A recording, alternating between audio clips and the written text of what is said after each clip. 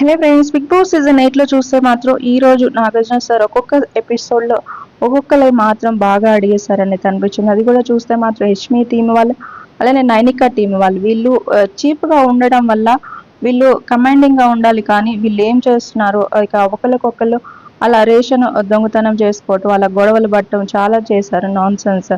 అలా దానివల్ల వీళ్ళిద్దరిని తీసేయటం జరిగింది. కొత్త చీఫ్ గా చూస్తే మాత్రం నిఖిల్ ని పెట్టడం జరిగింది. ఆ తర్వాత హౌస్ అంతా ఓట్ చేసి మరి అభయ్ నవీన్ ని తీసుకోవటం అయితే జరిగిందనమాట. ఇది కొత్త చీఫ్ గా అయితే చూస్తే మాత్రం అభయ్ నవీన్, నిఖిల్ వీళ్ళిద్దరు అయితే ఉండటం అయితే జరిగిందనమాట.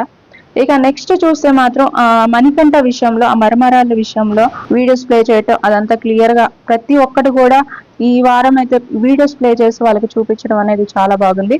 అలానే యష్మి టీంలోనే చూస్తే మాత్రం ప్రేరణ అయితే ఉండడం జరిగిందనమాట.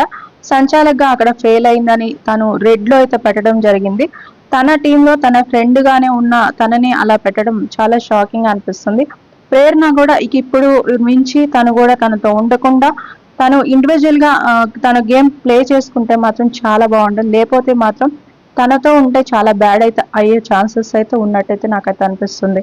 ఇక ఎలిమినేషన్ జోన్కి వచ్చేస్తే చూస్తే మాత్రం శేఖర్ భాష అలానే ఆదిత్య హోమ్ ఉన్నట్టయితే తెలుస్తుందన్నమాట. వీళ్ళిద్దరిలోనే ఇక శేఖర్ భాష అయితే ఎలిమినేషన్ అయినట్టయితే తెలుస్తుంది ఈ వారం. ఇక మీకు ఎవరు బాగా అనిపించారు ఈ రోజు ప్లే చేయటం వీడియోస్ అన్ని కూడా కామెంట్ చేయండి. ఇంకా లేటెస్ట్ అప్డేట్స్ కోసం మన ఛానల్ ఫాలో అవ్వండి ఫ్రెండ్స్.